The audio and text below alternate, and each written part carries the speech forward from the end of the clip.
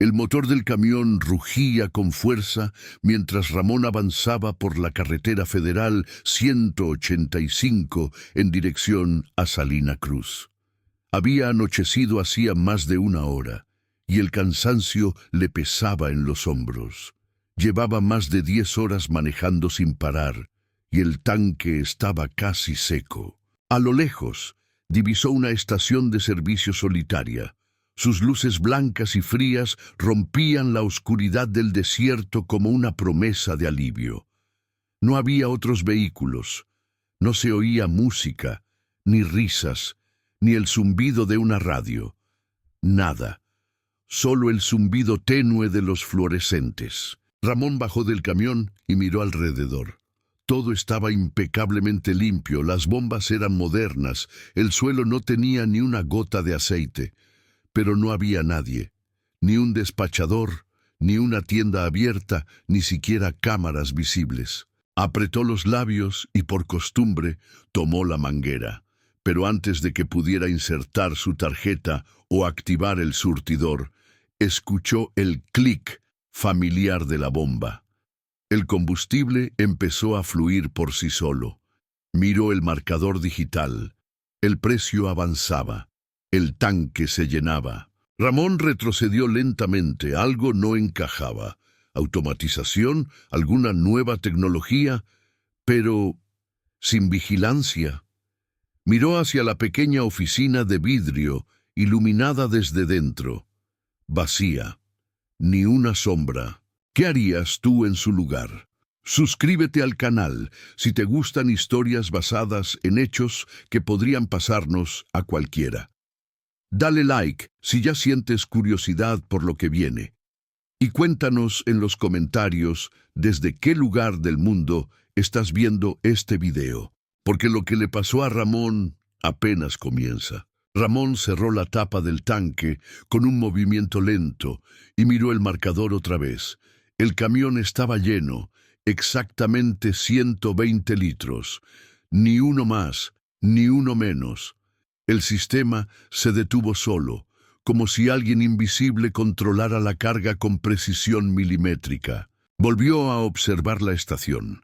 El viento movía suavemente una bandera vieja de Pemex, colgando del mástil como un recuerdo oxidado.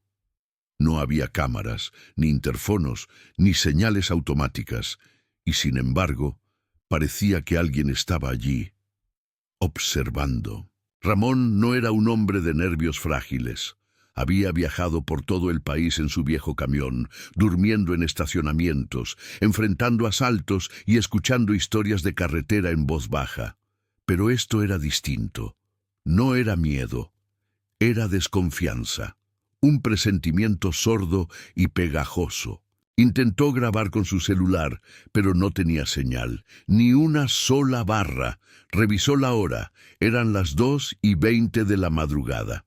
Decidió entrar a la oficina en busca de alguna pista. La puerta no estaba cerrada, la empujó con cuidado y entró. El aire adentro olía a limpio.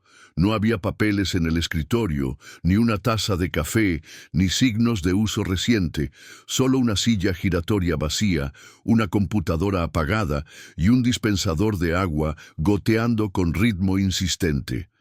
En la pared, un cartel desgastado decía: «La atención automática está al servicio de su confianza». Eso no decía nada, o lo decía todo. Ramón regresó sobre sus pasos, miró por última vez y arrancó el motor. No quería quedarse más tiempo. A unos 15 kilómetros adelante, al pasar por un puesto de tacos aún abierto, redujo la velocidad y llamó al taquero. «Oiga, esa gasolinera que está más atrás, la de luces blancas», le preguntó. El hombre lo miró raro. «¿Cuál? Por esa carretera no hay ninguna desde hace años». «Imposible. Acabo de cargar ahí». «Señor». El taquero entrecerró los ojos. «Esa estación cerró después del incendio. Nadie ha trabajado allí desde entonces. Ni hay luz». Ramón se quedó en silencio. El motor seguía encendido, pero sus pensamientos no. Miró al frente, con una mezcla de desconcierto y preocupación, mientras el camión avanzaba en la noche silenciosa. Ramón no respondió de inmediato.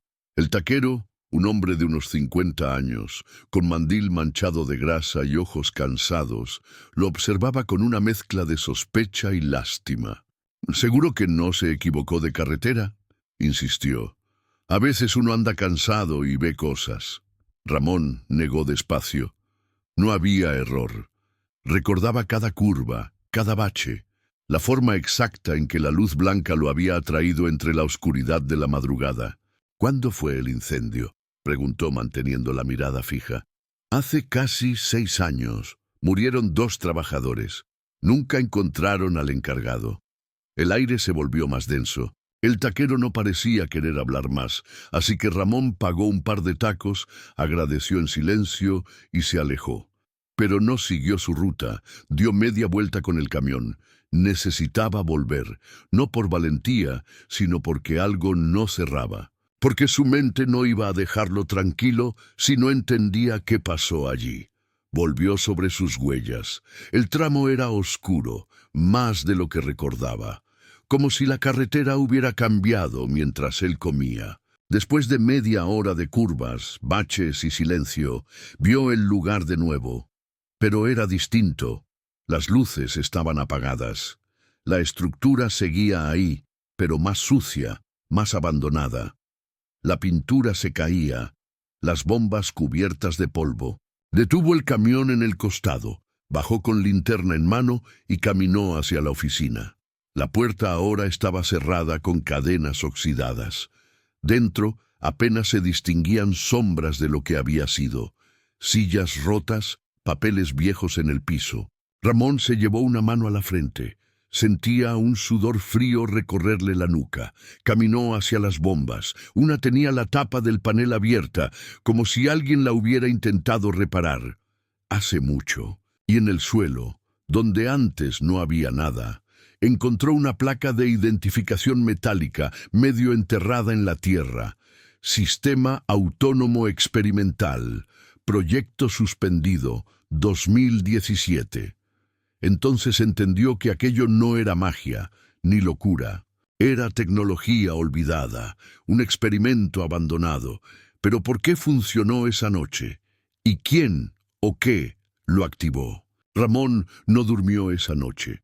Se detuvo en un paradero a unos 30 kilómetros, estacionó el camión junto a otros transportistas, pero su mente seguía atrapada en esa estación. Apenas amaneció, fue directo al centro de Santo Domingo Tehuantepec, donde esperaba encontrar algo más concreto. Se dirigió al archivo municipal, un edificio discreto con ventiladores antiguos que apenas combatían el calor húmedo.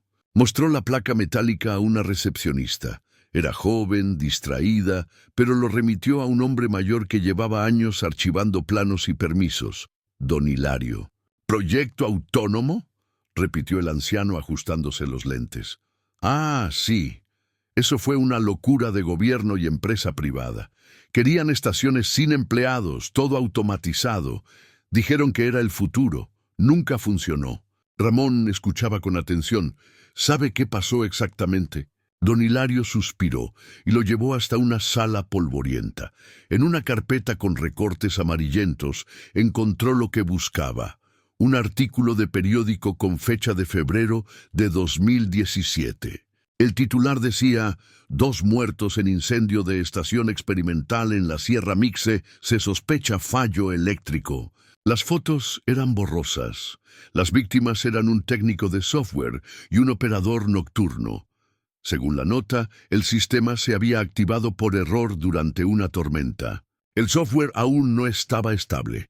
No había protocolos de emergencia. El proyecto fue suspendido inmediatamente. Pero hay algo más, dijo Hilario bajando la voz.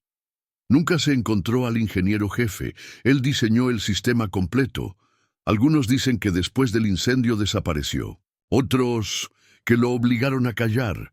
Ramón se quedó con esa última frase rebotando en la cabeza. Agradeció. Salió del archivo y se sentó en la plaza central. Encendió su celular. Ahora tenía señal. Buscó el nombre del ingeniero, Dr. Leopoldo Herrera. Un solo resultado apareció, un blog desactualizado sin foto de perfil. Última publicación, 4 años atrás. A veces las máquinas no olvidan. Ramón pasó horas intentando rastrear al doctor Leopoldo Herrera. Su blog, alojado en una plataforma antigua, no tenía enlaces ni contactos visibles. El estilo de escritura era técnico, obsesivo.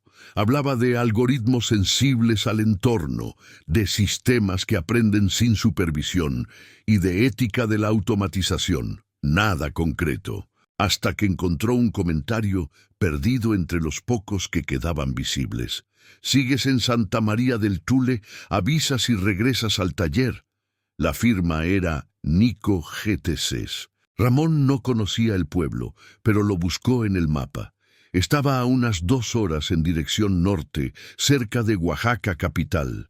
No lo pensó 2 veces, subió al camión y se fue. Santa María del Tule era un pueblo tranquilo, famoso por un ahuehuete gigante en la plaza. Nada en sus calles sugería que alguien como el doctor Herrera pudiera esconderse allí. Pero Ramón empezó a preguntar en el mercado con cuidado, sin dar muchos detalles. Finalmente, una mujer mayor que vendía pan de yema respondió bajando la voz. «El taller está al fondo del callejón de piedra. Pero no siempre abre. Ese hombre no quiere que lo encuentren».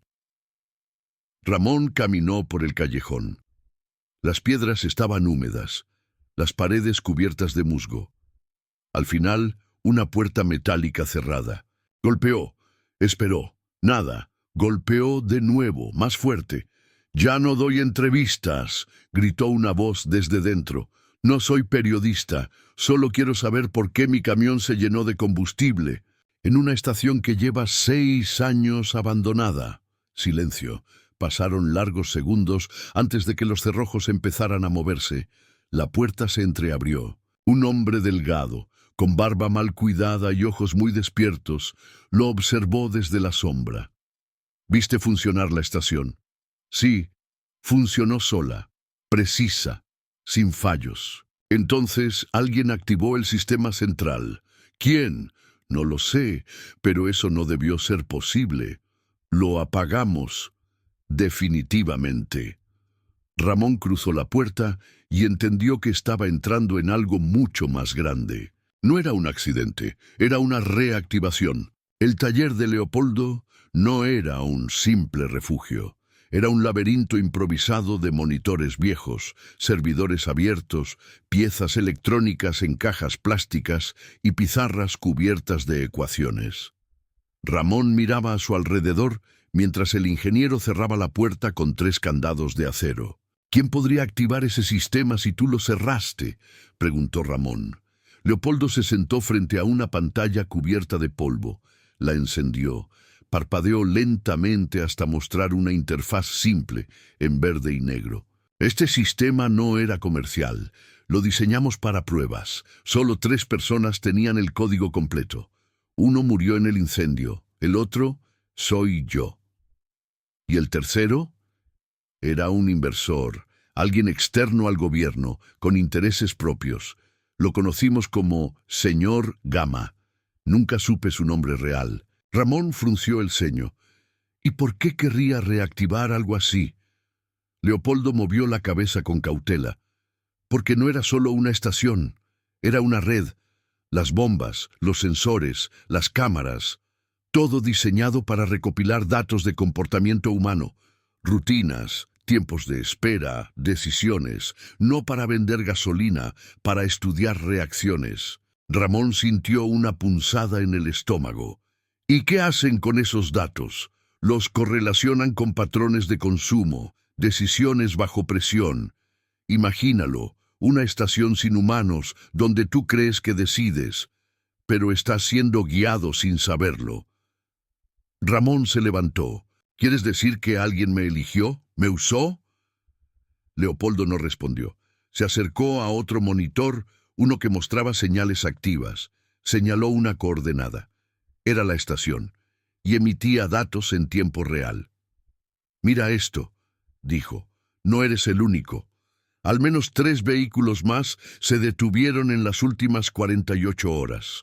2 no reportaron carga. 1 nunca volvió a la carretera. Ramón sintió el sudor frío otra vez. ¿Y si aún están ahí? Entonces no están solos, y tú tampoco lo estás. Desde que entraste en esa estación, activaste algo. En ese momento, un zumbido sutil inundó el lugar. Uno de los servidores empezó a parpadear. Ramón se acercó. La pantalla mostraba su rostro, grabado, desde dentro del camión. Ramón no volvió a dormir esa noche. La imagen de su rostro en la pantalla, grabado desde dentro del camión, lo perseguía como una sombra pegajosa. No recordaba haber visto cámaras y, sin embargo, alguien lo estaba observando. Tal vez desde antes de llegar. ¿Puedes rastrear el origen de la señal?, preguntó. Leopoldo negó con la cabeza. Puedo ver que se está transmitiendo, pero el destino está encriptado. Usan nodos rebote. Alguien profesional. Esto no es un experimento olvidado. Es una operación activa. Ramón decidió regresar a la estación, no por curiosidad, no por valentía, sino porque sabía que si no lo hacía, nunca entendería por qué había sido elegido. Leopoldo le ofreció acompañarlo.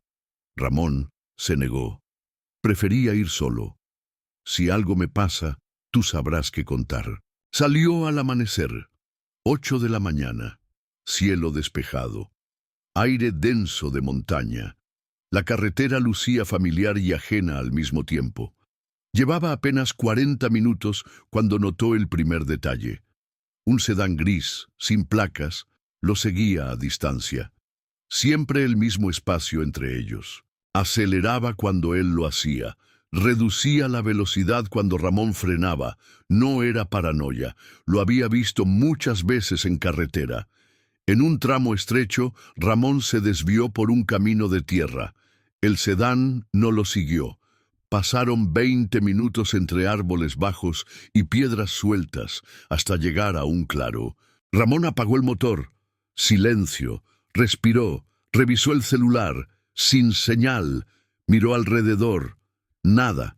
Volvió a la carretera por otro acceso más adelante, y allí estaba la estación, al fondo de una curva, sucia, abandonada, pero diferente. Un camión pequeño estacionado junto a una bomba. Motor encendido, puerta abierta. Ramón se acercó despacio. No había nadie dentro. Sobre el asiento del conductor, un teléfono encendido mostraba una grabación pausada. Era el rostro de Ramón, en bucle, mirando directo a la cámara, y en la pantalla una notificación nueva. Archivo sincronizado. Analizando patrón. Ramón apagó el motor del camión. No por decisión, sino por instinto. El silencio lo envolvió como una advertencia. Caminó con cautela hacia el vehículo detenido frente a la bomba. Estaba caliente, como si acabara de llegar. Pero no había nadie a la vista. El teléfono sobre el asiento seguía mostrando su rostro, congelado, frente a la cámara del camión. Ese video no lo había grabado él. Tomó el dispositivo y revisó los archivos. Había carpetas fechadas, todas con nombres de conductores distintos. Luis M., C. Valenzuela, C. Guerrero. Algunas contenían registros de voz, otras grabaciones de comportamiento, giros del volante, pausas en decisiones, expresiones faciales. Todo milimétricamente clasificado. Era un laboratorio y él era una de las muestras. Ramón levantó la vista. La estación estaba en completo silencio, pero algo había cambiado. Las bombas ya no estaban cubiertas de polvo. Las pantallas brillaban. El sistema había vuelto a la vida. Un pitido agudo sonó a su derecha. Giró. Una pequeña caja negra acoplada al poste metálico emitía una luz roja intermitente. Cuando se acercó, la luz cambió a verde. Perfil identificado. Registro actualizado. Sintió como la piel se le tensaba. Miró hacia el tejado de la estación. Una pequeña lente se movía siguiendo sus pasos. No era una cámara tradicional. Era una unidad de seguimiento térmico. Volvió al camión, tomó una linterna, un cuchillo de viaje y se dirigió a la oficina abandonada. Esta vez, la cadena oxidada había sido removida. La puerta entreabierta. Adentro, todo estaba diferente. Ahora había una mesa limpia. Sobre ella, una laptop encendida y un sobre. En el sobre, su nombre escrito a mano. Ramón Ortega. Abrió la carta. Eran solo 2 líneas, escritas con tinta negra, con letra firme. Usted responde bien al estímulo inesperado. No abandone el sitio. El próximo paso requiere su presencia. Y debajo, un código impreso. Secuencia 9. Activación emocional. Ramón tragó saliva. Ya no lo estaban observando, ahora lo estaban guiando. Ramón se quedó inmóvil, con la nota aún en la mano. La frase activación emocional pesaba más que todo lo visto. ¿Qué significaba? Lo iban a forzar a reaccionar. La laptop emitió un sonido sordo. En la pantalla apareció una ventana negra con texto blanco.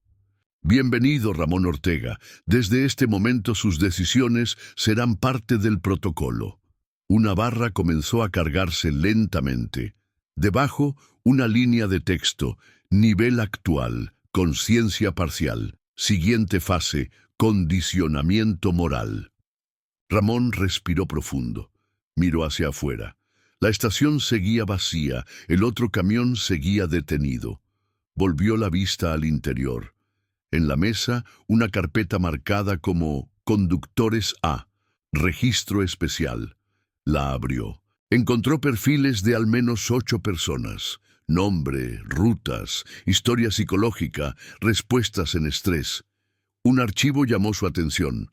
Zaira Guerrero, operadora independiente, última interacción, abril de este año. La conocía, aunque no en persona. La noticia de su desaparición circulaba entre transportistas. Habían dicho que se había ido del país o que fue víctima de robo en carretera. Ramón revisó su expediente, expresiones de miedo, el momento justo en que decidió salir del vehículo, los segundos que tardó en entrar en pánico. En letras pequeñas, una nota interna, perfil descartado, reacción incompatible. Sintió un nudo en el estómago. ¿Descartada? ¿Qué significaba eso? En ese instante la pantalla cambió. Ramón, frente a usted hay 2 caminos, salir por la carretera norte y olvidar todo. O activar la terminal de datos. Si lo hace, verá lo que vio ella y entenderá por qué nadie regresa igual. Una cuenta regresiva inició. 30 segundos. Ramón no era un héroe. Solo un hombre con muchas preguntas y pocas respuestas. Se acercó a la terminal y puso la mano sobre el lector. El sistema lo reconoció. Secuencia 9 activada, mostrando respuesta condicionada. La pantalla mostró una imagen en tiempo real. Era su hijo en casa, sentado frente a la televisión. Una cámara lo observaba. Ramón retrocedió. Esto ya no era solo sobre él, era personal. Ramón no podía apartar la vista de la pantalla. La imagen de su hijo, captada en tiempo real desde su propia casa, no era solo una amenaza, era una demostración de poder. Todo lo que había pensado sobre control, vigilancia y experimentación quedaba ahora reducido a una sola verdad. Él no era el objetivo, era solo el canal. La pantalla mostraba una nueva línea. Fase completada. El sujeto responde al estímulo con vínculo emocional activo, listo para implementación. Debajo, un cuadro de opciones apareció en rojo y blanco. Aceptar función de agente externo. Supervisión continua autorizada. Rechazar participación. Riesgo de desconexión y daños colaterales. Ramón apretó los dientes. Entendía perfectamente lo que significaba. Si aceptaba, estaría dentro del sistema. Podría influir desde adentro, controlar el daño, proteger a su hijo. Pero si rechazaba, también sabía lo que eso implicaba. Volvió a mirar la estación vacía. Ese silencio, esa red invisible que lo había atrapado. Y entendió algo más profundo. Ese sistema no buscaba eficiencia ni ciencia, buscaba obediencia. Y la obediencia por miedo era la más peligrosa de todas. Se acercó al teclado, sin temblor, sin dudar, escribió una sola palabra: rechazo. La pantalla titiló, la imagen de su hijo desapareció, luego la señal, luego todo. Corrió hacia el fondo de la estación. Recordaba haber visto un compartimento eléctrico al lado del generador. Lo forzó con una barra metálica de su camión. Rompió cables. Apagó la red manualmente. Cuando el zumbido cesó, Ramón supo que no había marcha atrás. Subió a su camión. Respiró hondo. Arrancó. Horas después, desde un café en el centro de Oaxaca, usó una conexión pública para enviar todos los archivos que había copiado. No a una autoridad. No confiaba en ellas. Los envió a foros, periodistas independientes, redes de transporte. No podía destruir ese sistema, pero sí podía hacerlo visible. Semanas después, en otra carretera, Ramón pasó junto a una nueva estación, moderna, limpia, silenciosa. Ni bajó la velocidad, porque ahora sabía que la verdadera gasolina del sistema era el silencio de quienes no hablaban. Gracias por ver esta historia hasta el final. Si te gustó, suscríbete al canal y dale like al video. Eso nos ayuda muchísimo a seguir creando relatos como este. Nos vemos en la próxima historia. Recuerda que cada me gusta y suscripción nos ayuda a seguir creando contenido interesante y entretenido para ti. No olvides activar la campanita para no perderte ninguna actualización. Gracias por acompañarnos en este recorrido. Hasta la próxima historia.